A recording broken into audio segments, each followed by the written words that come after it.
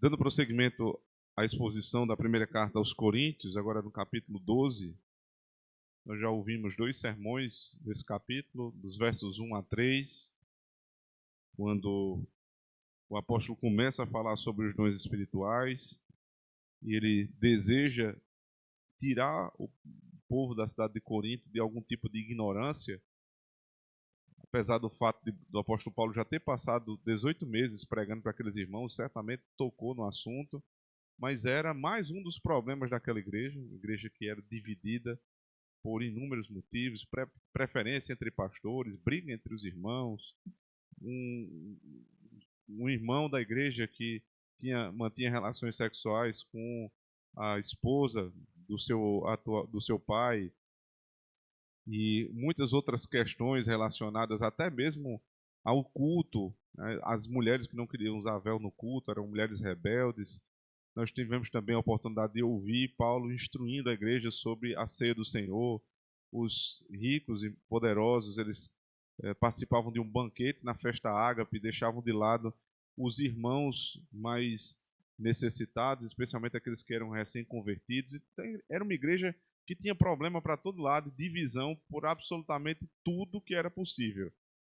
Mas a divisão mais latente, a que era mais visível, era a divisão por conta da vaidade em relação aos dons espirituais. E aí, na semana passada, no domingo passado, nós vimos que o apóstolo Paulo ele ensina que a diversidade da igreja nunca foi o problema, porque o Senhor deu a esta igreja diversa dons diversos. Ou seja, o Senhor reconhece que nós somos diferentes e por isso ele nos capacita com dons distintos, de acordo com as nossas capacidades. E quando estes dons estão unidos, nós temos a formação do corpo de Cristo. Então, o corpo de Cristo, ele é uno e diverso.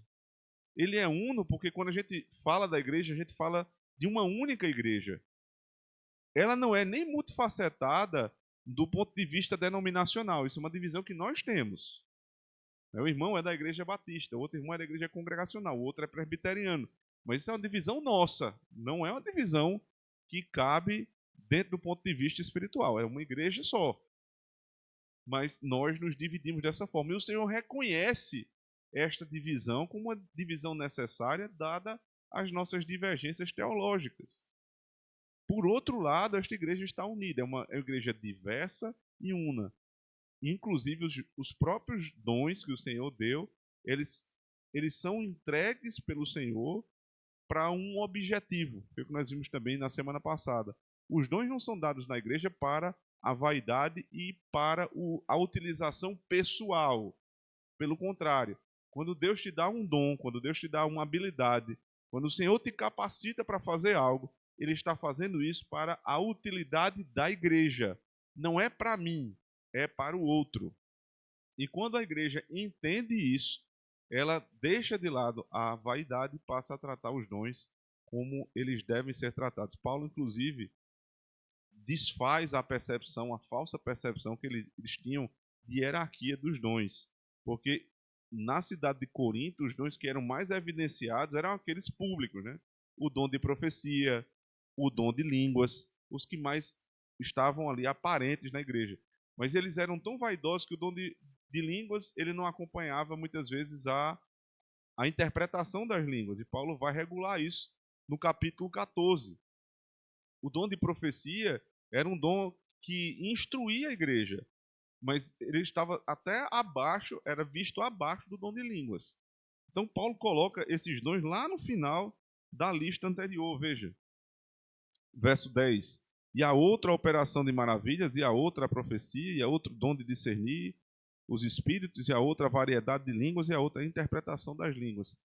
O final da lista de Paulo era o início da lista de qualquer Corinto. Então ele está dizendo, irmãos, parem de buscar aquilo que é menor. Existem tantas outras coisas que vocês precisam trabalhar antes, e vocês estão invertendo as prioridades por mera vaidade.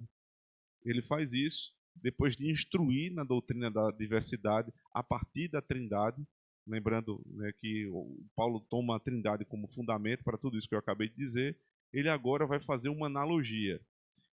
A didática do apóstolo Paulo é algo impressionante, porque ao explicar uma doutrina, muitas vezes a gente tem dificuldade de compreendê-la. Doutrina é algo que, dependendo de que doutrina nós estamos falando, é algo extremamente difícil de ser compreendido. Então, Paulo primeiro expôs a doutrina, deu alguns exemplos dessa doutrina no dia a dia da igreja, restaurou a ordem hierárquica dos dons, colocando as coisas no seu devido lugar, e agora ele vai, por analogia, explicar como nós devemos ter uma percepção a respeito dos dons, dos talentos espirituais correta à luz da Escritura. Ele está retirando a vaidade e colocando no lugar a humildade e o serviço. Paulo vai fazer isso utilizando uma analogia muito comum no nosso meio. A igreja é o corpo de Cristo. Cristo é o cabeça e nós somos os membros desse corpo. Acompanhe comigo a leitura dos versos 12 até o verso 26. Porque assim como o corpo é um e tem muitos membros, e todos os membros deste um corpo, sendo muitos, são um só corpo. Assim é Cristo também. Pois todos nós fomos batizados em um espírito, formando o corpo, quer judeus, quer gregos, quer servos, quer livres, e todos temos bebido de um espírito. Porque também o corpo não é um só membro, mas muitos. Se o pé disser, por que não sou mão, não sou do corpo, não será, pois, isso do corpo? E se a orelha disser, por que não sou do olho, não sou do corpo, não será por isso do corpo? Se todo o corpo fosse olho, onde estaria o ouvido? E se todo fosse ouvido, onde estaria o olfato? Mas agora Deus colocou os membros no corpo, cada um deles como quis. E se todos fossem um só membro, onde estaria o corpo? Assim, pois, há muitos membros, mas um corpo. E o olho não pode dizer à mão, não tenho necessidade de ti. Nem ainda a cabeça aos pés, não tenho necessidade de vós. Antes, os membros do corpo, que parecem ser os mais fracos, são muito mais necessários. E os que reputamos serem menos honrosos no corpo, a esses honramos muito mais. E aos que em nós são menos decorosos, damos muito mais honra. Porque os que em nós são mais nobres não têm necessidade disso, mas Deus assim formou o corpo, dando muito mais honra aos que tinham falta dela, para que não haja divisão no corpo, mas antes tenham os membros igual cuidado uns com os outros. De maneira que, se um membro padece, todos os membros padecem com ele. E se um membro é honrado, todos os membros se regozijam com ele. Amém. Vamos orar? Senhor, nós queremos dar graças a Ti pela oportunidade que o Senhor nos dá mais uma vez de podermos abrir a Tua palavra e sermos instruídos por ela a respeito das questões que o Senhor deseja falar conosco essa noite. E o Senhor me use, ó Deus, com sabedoria, com entendimento, com fidelidade, com simplicidade e ao mesmo tempo com profundidade, para que o Teu povo seja exortado, seja encorajado e reanimado na fé. E assim, Senhor Deus, o Senhor também seja exaltado. Abençoa, Senhor Deus, esta pregação, cada palavra que irá ser pronunciada, para que não proceda do homem, mas do Senhor. É isso que nós te suplicamos em Cristo. Amém. Recentemente, eu estive conversando com uma professora, processo seletivo agora no final do ano, e ela vem de uma escola, né, que tem alguma ligação com o cristianismo e tudo, mas ela trabalhava com crianças um pouco mais velhas do que a nossa faixa etária aqui. E ela começou a me relatar problemas que ela via nessa escola. E o que mais me chamou a atenção foi que ela disse que começou a perceber adolescentes ali de 14, 15 anos, 13, 14, 15 anos, que de uma hora para outra começaram a utilizar roupa comprida, casaco, moletom, coisa dessa natureza. E eles acharam estranho e começaram a investigar o que estava acontecendo. E ela disse que, para surpresa dela, essas crianças ainda, nós podemos dizer assim, estavam se mutilando. Elas entravam no quarto e, por diversas questões, estavam se mutilando. Juntamente com a coordenação, eles tentaram agir e explicavam que não faz sentido que eles estivessem fazendo aquilo com o seu próprio corpo, que eles estivessem mutilando a si mesmos. Pasmem, boa parte dos pais envolvidos tem ligação com igrejas evangélicas, são membros de igreja e estão com esse tipo de problema dentro de casa. Na escola, alguns alunos estão indo com roupa para cobrir o corpo porque eles se automutilam. A pergunta é: por que um jovem faz isso? Porque não é natural que você faça mal a si próprio. Essa ideia mundana de dizer, não, você precisa amar você mais do que os outros, isso é puro mundanismo. Nós nos amamos muito, irmãos. Ninguém precisa mandar eu me amar mais do que eu me amo. Porque é da natureza pecaminosa me amar mais do que eu amo qualquer outra pessoa. E é por isso que a instrução bíblica é o contrário. Ame ao teu próximo como a ti mesmo. Veja, você é a referência, porque você já se ama muito. Sendo assim, é muito estranho alguém estar se mutilando. A não ser que esteja doente. E aí, nos relatos que eu vi, não eram doenças do corpo, eram doenças da alma. Crianças que não veem sentido na vida, que não conseguem reconhecer o motivo de ter aquele corpo. E que fazem o próprio corpo pagar o preço da angústia que eles trazem no coração. Na verdade, o que eles queriam era ferir a alma. Mas como eles não podem ferir a alma, eles ferem o corpo. Ninguém pode achar isso normal. Ninguém pode achar que um adolescente, muitos, veja, se isso está acontecendo em uma escola que tem um mínimo de cuidado com valores cristãos, o que é que está acontecendo em outros lugares? Se isso está acontecendo no meio de famílias cristãs, evangélicas, o que é que isso pode acontecer ainda em lugares que não há contato nenhum com o evangelho? As pessoas estão fazendo mal para si mesmas, estão mutilando os seus corpos, porque a alma está doente. O corpo está são, mas a alma está doente. Você olha para uma criança, para um adolescente como esse, você vê no rosto dele vitalidade, você vê muitos anos pela frente, você vê um potencial absurdo que eles têm.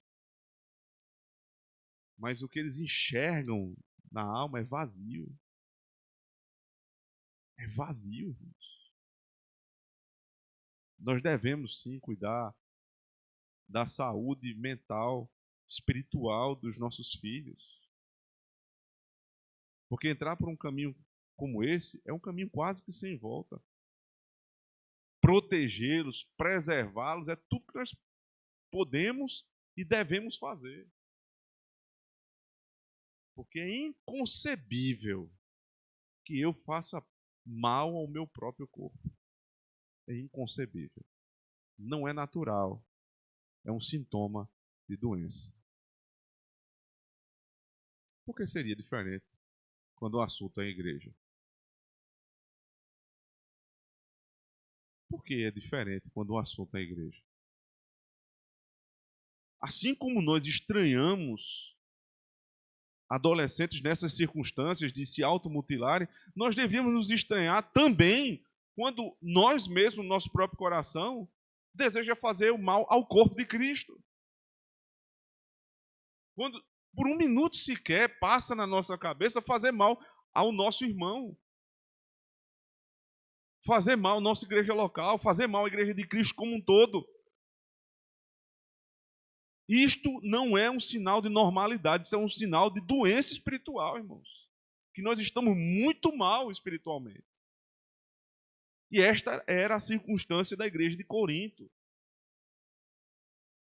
A igreja que não faltava um dom, que nunca faltou pregação, que teve o apóstolo Paulo como pregador, que teve Pedro, que teve Apolo. Uma cidade rica, uma igreja abastada, irmãos que tinham um nível intelectual superior ao comum da época, mas que se mutilavam, que faziam mal uns aos outros. E que ao receberem a graça de Deus por meio dos dons, ao invés de usarem, como Paulo nos ensinou no domingo próximo passado, para a utilidade do reino, eles utilizavam os dons divinos para alimentar a vaidade. Que tristeza, irmãos. Que tristeza maior que isso não ficou lá no primeiro século, mas continua. Paulo nos lembrou qual é o fundamento da nossa união. Ele disse: o fundamento da nossa união é a Trindade. Se você lembrar comigo, veja versos 4 em diante, ele diz assim: ora, há diversidade de dons, mas o Espírito é o mesmo. E há diversidade de ministério, mas o Senhor é o mesmo. E há diversidade de operações, mas é o mesmo Deus que opera tudo em todos. Verso 4, o mesmo Espírito. Verso 5, o mesmo Senhor. Verso 6, o mesmo Deus. Deus Pai, Deus Filho, Deus Espírito. Olhem para a Trindade e vejam como eles estão vivendo. A Trindade ela é formada de 3 pessoas distintas: o Pai, o Filho e o Espírito Santo. Mas por que eles permanecem juntos? Porque apesar de serem pessoas distintas, eles têm o mesmo objetivo, eles têm o mesmo pensamento. Então as funções são distintas, cada um age distintamente em cada uma das funções em que eles exercem. Por exemplo, quando o apóstolo Paulo, lá na carta aos Efésios, vai falar sobre a salvação, ele diz: Deus, o Pai, foi quem nos escolheu e nos predestinou em Cristo. Então, quem escolhe é o Pai e nos predestina em Cristo, ou seja, para a obra de Cristo. E ele passa a falar sobre o assunto da obra redentiva de Cristo, dos versos 3 até o verso 12. Versos 13 e 14 ele diz: e quem sela essa obra é o Espírito Santo.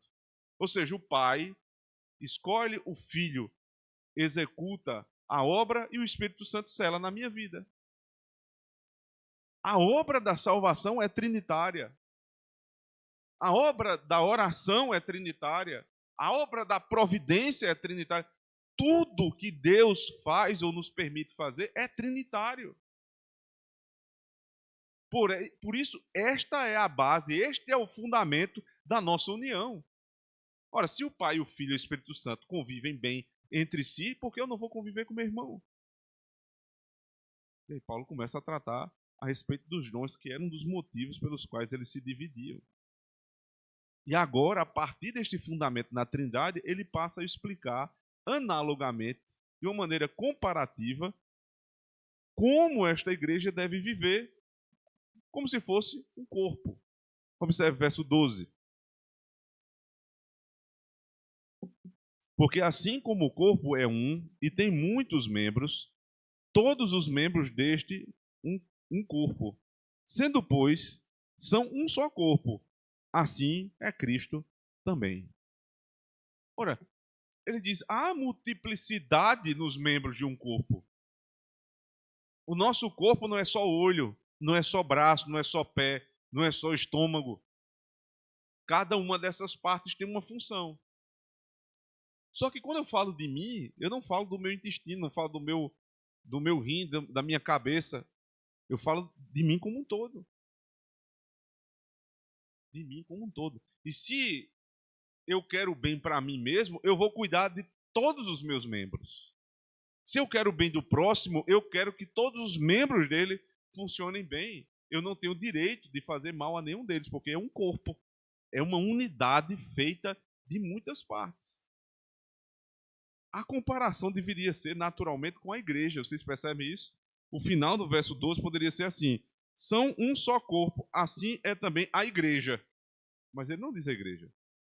Ele diz também assim é Cristo. Cristo é o corpo? Não, ele está dizendo que Cristo faz parte do corpo.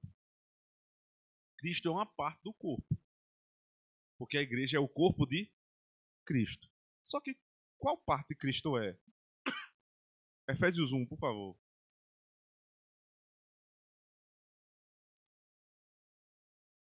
Efésios 2, final do capítulo 2.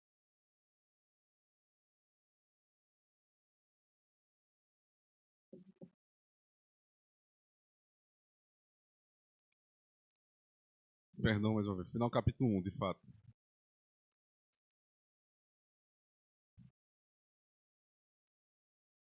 Verso 20 em diante.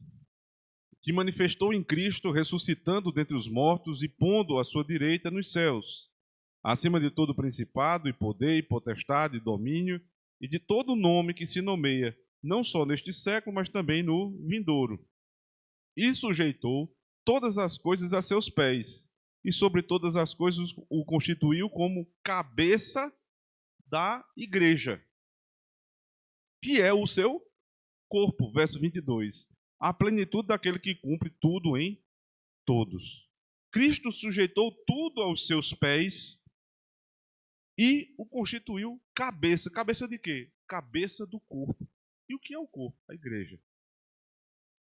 Então, voltando lá para 1 Coríntios, capítulo 12, agora você entende. Por que ele faz a comparação com Cristo e não com a igreja? Porque Cristo é o cabeça da igreja. E a igreja é o seu corpo. Dessa forma, irmãos, o que os coríntios estavam fazendo, utilizando de maneira vaidosa dos dons espirituais, não era um mal contra os seus irmãos, simplesmente. Percebe isso? Ele não estava atacando os seus irmãos, ele estava atacando o corpo. Corpo qual tem quem como cabeça? Cristo.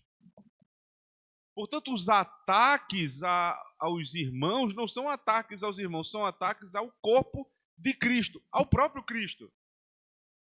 Basta lembrar do que o apóstolo Paulo fazia, indo até a cidade de Damasco com carta de autorização para perseguir os cristãos. Quando no meio do caminho ele se encontra com o Senhor e ele vê uma luz terrível, ele cai no chão, fica cego. Quais são as palavras de Cristo quando se encontra com Paulo? Na época ainda Saulo. Saulo, Saulo, por quê? Me persegues. Ele não está perseguindo a igreja, não. Ele está me perseguindo. O mal que você faz à igreja é o mal que você faz ao próprio Cristo. Ninguém poderia constituir um inimigo pior do que esse. É o mal ao próprio Cristo. Porque Cristo é o cabeça da igreja. Nós somos os membros, Cristo é o cabeça. E ele continua, verso 13. Pois todos nós fomos batizados em um espírito, formando um corpo, quer judeus, quer gregos, quer servos, quer livres, e todos temos bebido de um espírito. Todos nós temos bebido de um só espírito. Todos nós fomos batizados em um espírito e bebemos de um espírito. Quer seja judeu, quer seja gentio, escravo ou livre. Essa diversidade da igreja, ela era muito evidente no primeiro século, quando você tem uma igreja como a igreja de Corinto. Uma cidade portuária, tinha 2 portos, que vinha gente de todo lugar, que juntou judeu e gentil na mesma igreja. E não somente isso, escravo e livre. Isso era impossível até pouco tempo. Mas agora está acontecendo ali na igreja de Corinto.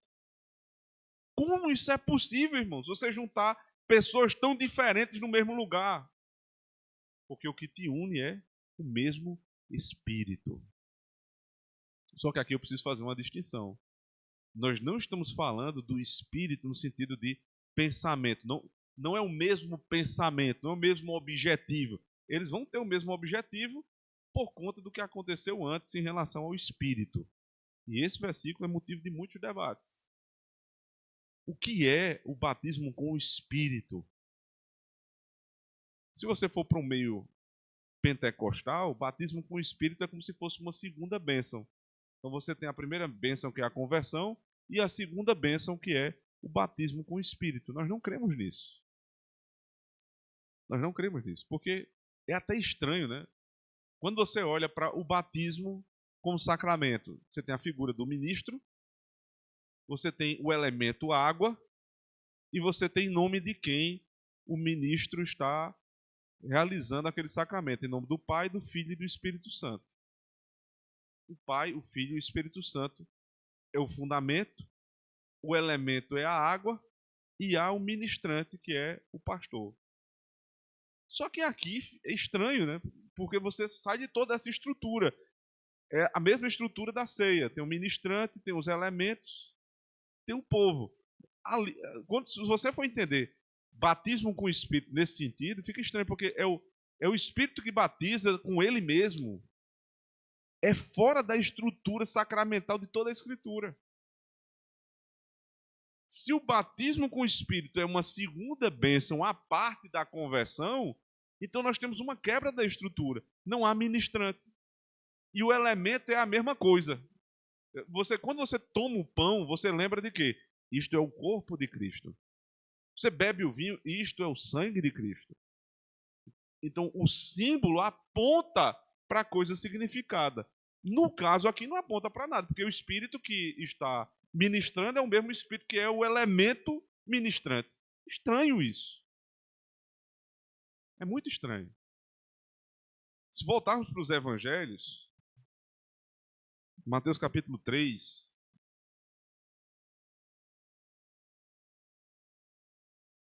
Mateus 3, verso 11, nós vamos ter o conceito do que é o batismo com o Espírito a partir do que os evangelhos nos trazem. Verso 11, capítulo 3. E eu, em verdade, vos batizo com água para o arrependimento, mas aquele que vem após mim é mais poderoso do que eu, cujas sandálias não sou digno de levar. Ele vos batizará com o Espírito e com fogo. Então, quem iria batizar com o Espírito e com fogo? Na chegada de Cristo. Aqui o batismo é para arrependimento. Muitas vezes as pessoas se confundem, né? O batismo de João com o batismo de Cristo. São coisas distintas. O batismo de João é um batismo do Antigo Testamento. O batismo de Cristo é o batismo do Novo Testamento. João batizava com água, Cristo batiza com o Espírito. Então quem é que batiza com o Espírito? O próprio Senhor Jesus Cristo. Se você voltar os seus olhos agora para Marcos capítulo 1, Marcos 1, verso 8. Eu, na verdade, tenho-vos batizado com água, ele, porém, vos batizará com o Espírito. Lucas 3,16 diz assim: eu, na verdade, vos batizo com água, mas vem o que é mais poderoso do que eu. Ele vos batizará com o Espírito Santo e com fogo. João 1,33. Aquele sobre quem vires descer e pousar o Espírito, esse é o que batiza com o Espírito Santo. Então, para os evangelhos, para os evangelistas, batismo com o Espírito Santo era aquilo que Cristo veio fazer. Na virada do Antigo para o Novo Testamento, quem cria era batizado com o Espírito Santo. Ou seja, o batismo com o Espírito Santo nada mais é do que o momento da conversão. Quando eu sou convertido, eu recebo o Espírito. E qual a maior evidência disso? Eu creio. Eu confesso Cristo como meu Senhor e Salvador. Lembre, por exemplo, Mateus capítulo 16, quando o nosso Senhor requer de Pedro uma confissão de fé. Pedro diz: tu és o Cristo, o Filho do Deus vivo. O que é que Jesus diz logo em seguida? Ninguém pode confessar isto se não tiver o Espírito. Porque Pedro já tinha sido batizado com o Espírito. Como? Na sua conversão. Onde é que vai dar confusão? Lá no livro de Atos. Vá comigo, por favor. Atos dos Apóstolos, capítulo 1.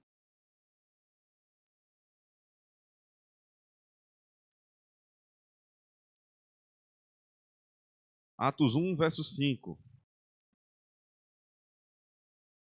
Porque, na verdade, João batizou com água, mas vós sereis batizados com o Espírito Santo não muito depois destes dias. Ele está falando para os discípulos que já eram crentes. Qual é a confusão no livro de Atos? É porque isso vai acontecer outras vezes. Aqui é dito, vocês foram batizados por João, mas agora vocês vão receber o Espírito Santo. Ora, mas eles não já tinham se convertido? Como é que eles vão receber o Espírito Santo agora? Porque o objetivo da descida do Espírito aqui é outro. Não é conversão. Qual é o objetivo do livro de Atos? Primeiro, Atos é um livro de transição.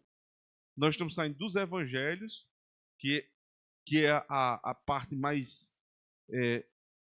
a parte ainda mais primária do Novo Testamento. Você está na transição direta do Antigo para o Novo Testamento. E Atos começa com um texto, como um texto histórico, que vai fazer a mudança, a maturação da igreja, com uma promessa. A promessa é a seguinte: e vós sereis as minhas testemunhas, tanto em Jerusalém, quanto na Judéia, em Samaria e até os confins da terra. Como eu já expliquei para os irmãos, esses 4 pontos são as 4 divisões do livro de Atos. O objetivo de Atos é mostrar que o evangelho vai sair de Jerusalém e chegar até os confins da terra. E qual é o elemento que fará isso? O Espírito. O Espírito vai sair com que a pregação saia de Jerusalém e vá até os confins da terra. Então, todas as vezes que isto acontece, primeiro em Jerusalém, Atos 2, desce o Espírito, eles falam em línguas. É uma evidência do Espírito Santo. Depois acontece em Samaria, depois até chegar nos confins da terra, demonstrando que se cumpriu o que Cristo falou. Mas se você vai para uma carta apostólica, uma carta como a de Corinto, por exemplo, ou qualquer outra, que é o período de maturidade da igreja, onde as doutrinas de todos os 2 testamentos são unidas e explicadas para o benefício cotidiano da igreja. Não existe um momento em que você é ordenado buscar o batismo com o Espírito Santo como evidência de uma segunda bênção. Não existe. Porque o batismo com o Espírito Santo é o momento da conversão. Por outro lado, preste muita atenção nisso aqui. Não quer dizer que não haja nenhuma outra bênção que o Espírito Santo possa me dar depois da conversão. Isso seria loucura. Porque, mais uma vez, citando a carta aos Efésios, no capítulo 5, o Senhor nos ordena buscar por algo do Espírito depois da conversão. Ele diz o quê? Enchei-vos do Espírito. Não vos embriagueis com o vinho onde há dissolução, mas enchei-vos do Espírito. Então há uma ordem, sim, depois da conversão a respeito do Espírito. Eu tenho que me encher do Espírito. Eu tenho que buscar a plenitude do Espírito. E isso acontece muitas vezes ao longo da nossa vida, irmãos. É por isso que você percebe que existem momentos, períodos, fases na nossa vida que nós estamos muito mais próximos de Deus. E outras fases que a nossa fé, ela está fria. Ela nunca se perde, mas ela esfria. O que é que nós devemos buscar nesse momento? O enchimento com o Espírito. Por meio de quê? Por meio dos meios que o Senhor nos deixou. Pelos meios que o Senhor nos deixou. Os meios de graça.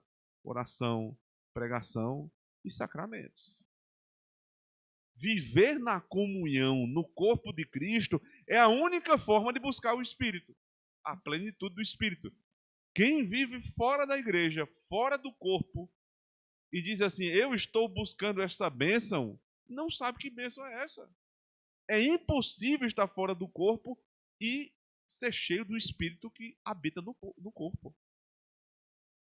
Mas se os irmãos estão dentro do corpo de Cristo, se permanecem em comunhão com este corpo, os irmãos estão sendo alimentados, vivificados pelo Espírito, que é a segunda parte do verso. Voltando lá para 1 Coríntios 12, A segunda parte do verso 13.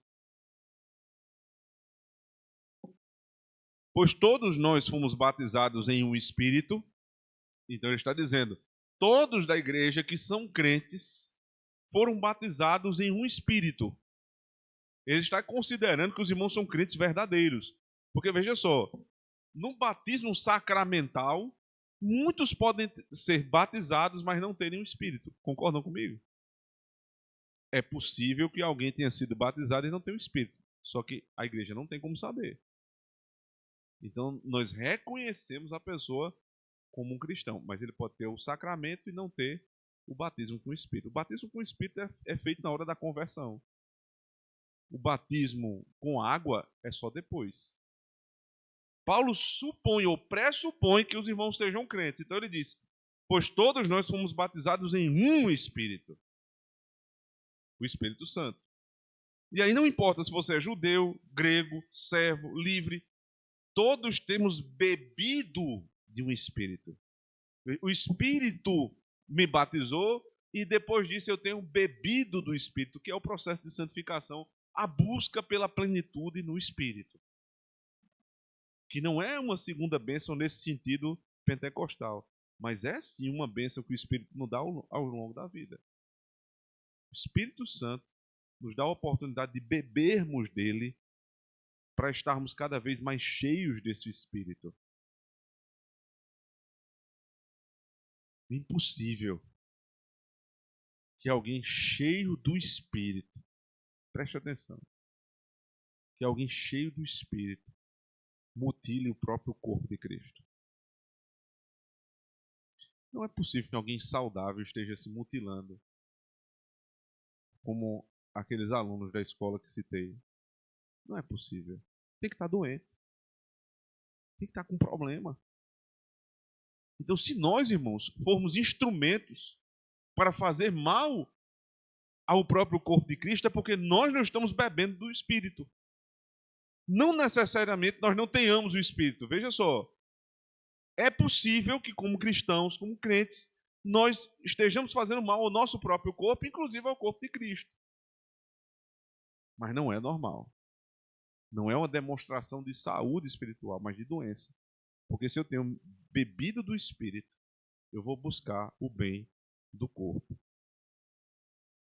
Então o texto segue a partir do verso 14, observe. Ele começa a explicar como isso se dá com exemplos. Porque também o corpo não é um só membro, mas muitos. Se o pé disser, porque não sou mão, não sou do corpo, não será por isso do corpo. Do corpo. E se a orelha disser, porque não sou olho, não sou do corpo, não será por isso do corpo?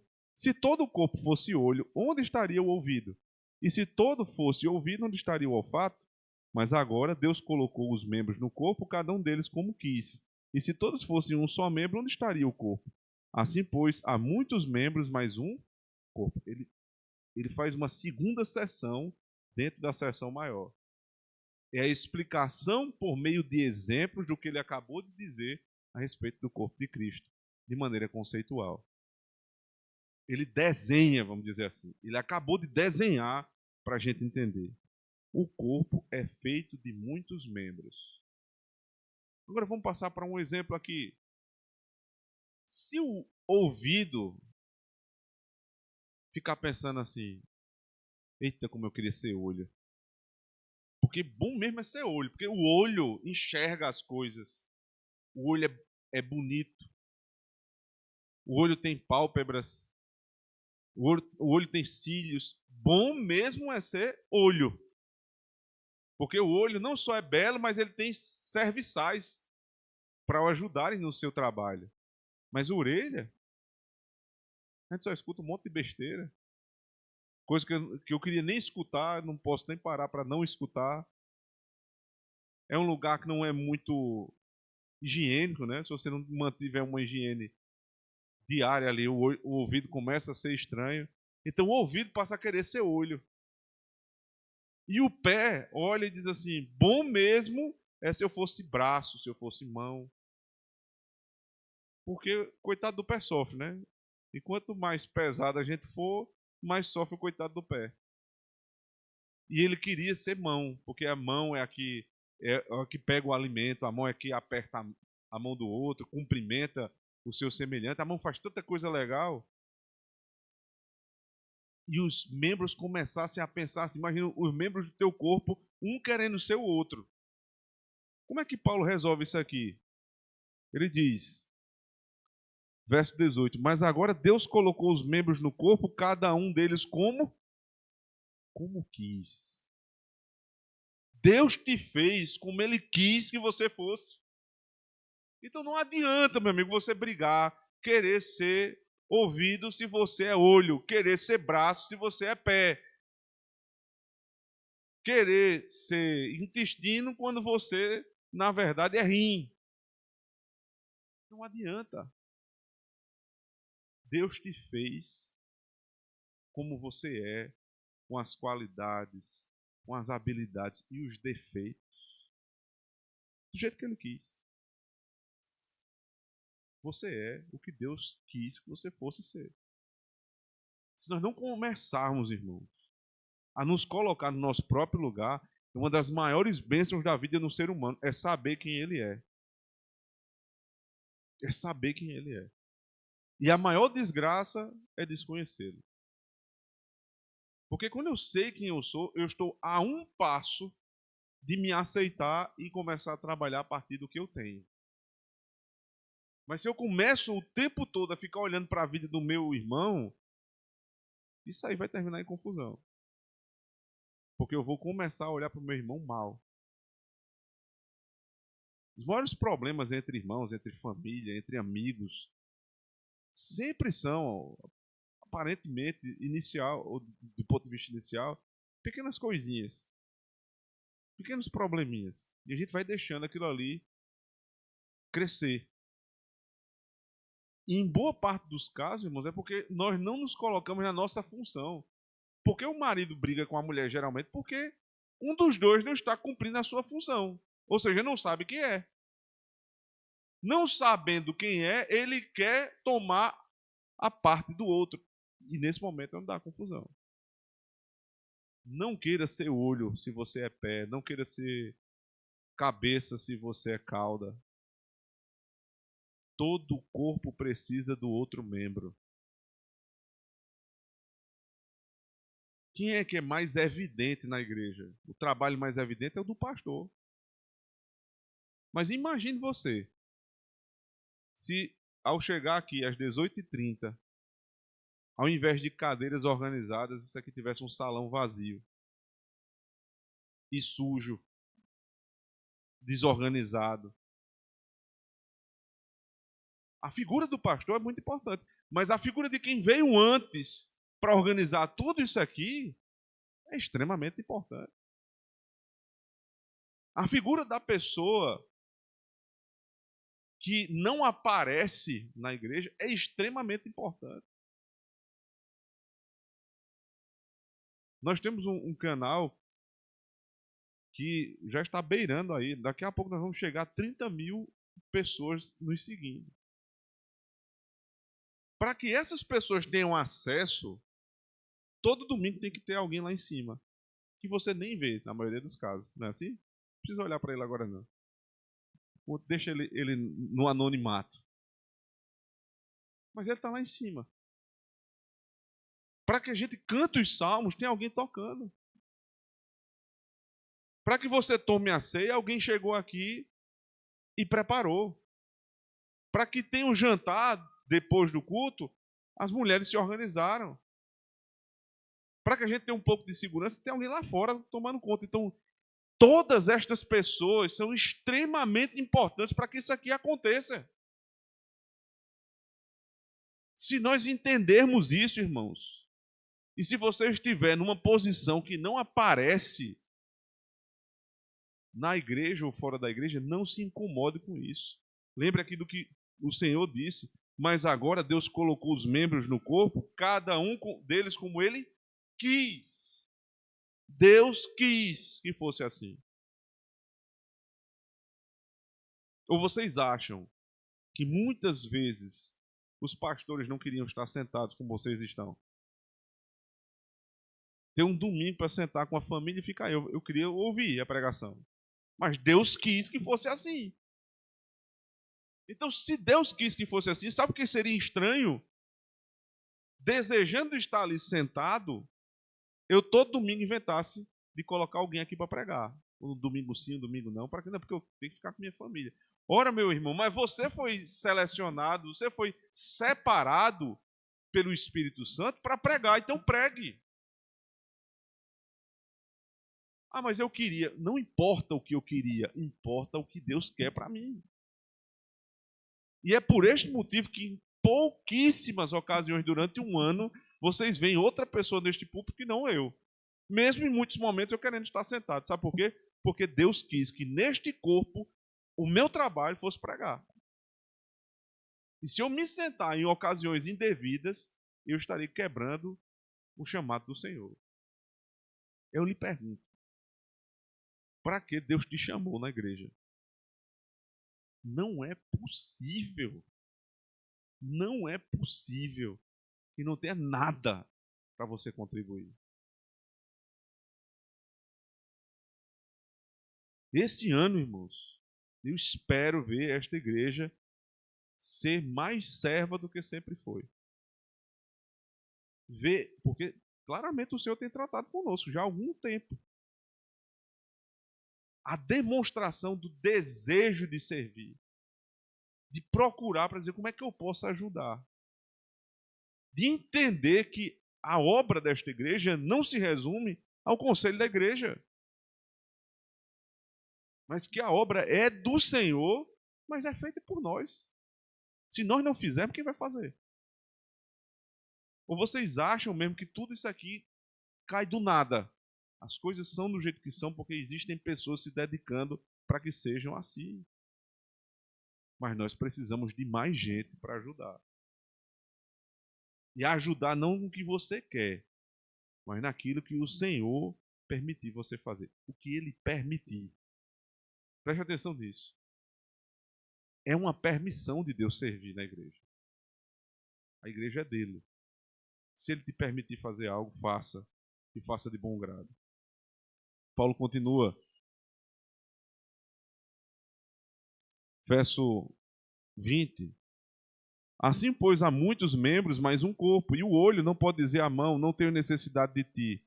Nem ainda a cabeça aos pés, não tenho necessidade de vós. Antes, os membros do corpo, que parecem ser os mais fracos, são muito mais necessários. E os que reputamos serem menos honrosos no corpo, a esses honramos muito mais. E aos que em nós são menos decorosos, damos muito mais honra. Porque os que em nós são mais nobres não têm necessidade disso. Mas Deus assim formou o corpo, dando muito mais honra ao que tinha falta dela.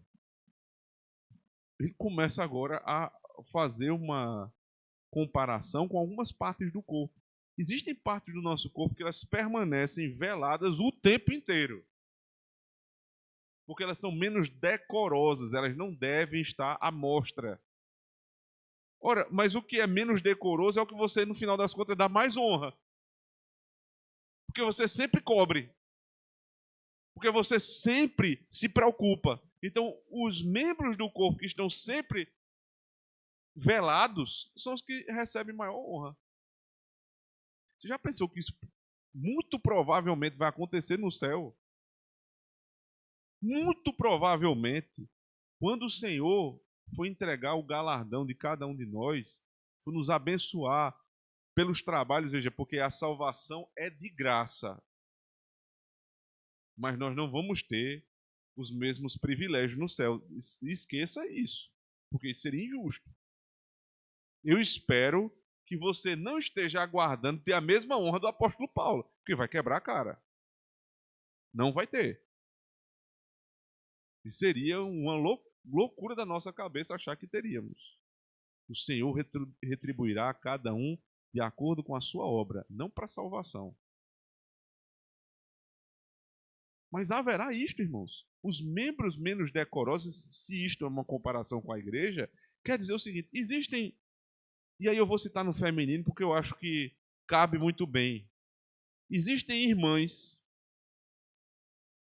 que são mulheres de oração, que dedicaram a vida inteira a orar pelos pastores da igreja, pelos presbíteros, pela união do corpo de Cristo, que estavam sempre dispostas a unir a igreja, a abençoar a igreja com aquilo que elas têm, o tempo de oração. E muito provavelmente, algumas dessas irmãs receberão um galardão superior àqueles que a gente achava que teriam. Existem pessoas no corpo de Cristo, irmãos, que fazem tão bem ao corpo, mas tão bem, e nunca são nem lembradas pelos homens, mas serão sempre lembradas pelo Senhor. Então, se há alguma coisa importante para você fazer aqui, faça e não espere retribuição. Porque se você esperar retribuição em tudo que você fizer, sabe o que é que vai acontecer? Você vai se decepcionar. Não é simplesmente pela maldade das pessoas, não. Às vezes as pessoas até querem retribuir, mas por conta de uma correria, por conta de não estar atento ao que está acontecendo, pode ser que ninguém veja, mas não importa. Assim como os membros menos decorosos do corpo são os que mais recebem honra, os membros da igreja que aparentemente não têm mais honra serão, no final, os mais honrados. Paulo termina dizendo o seguinte: para que não haja divisão no corpo, mas antes tenham os membros igual cuidado uns dos outros. De maneira que se um membro padece, todos os membros padecem com ele. E se um membro é honrado, todos os membros se regozijam com ele. Qual é a evidência da saúde espiritual de uma igreja? Um irmão pensa no outro irmão. Um irmão se preocupa com outro irmão. Qual é a evidência de doença no corpo de Cristo? Um irmão quer fazer mal ao irmão. Resumidamente é o que Paulo diz aqui no final. Para que não haja divisão no corpo, mas antes tenham os membros igual cuidado uns dos outros. Avalie isso, irmãos. Qual é o nível de preocupação que você tem com a sua igreja? Qual é o nível de preocupação que você tem com os seus irmãos? Não é preocupação de ficar lá policiando a vida do outro, não. Isso não é preocupação. A verdadeira preocupação é sempre estar atento, percebendo as necessidades, encostando no irmão e dizendo: rapaz, estou percebendo que você está mal, está precisando de alguma coisa. Se dispõe a ajudar. Se é algo muito sério você não consegue resolver, procura a liderança da igreja para ajudar aquele irmão.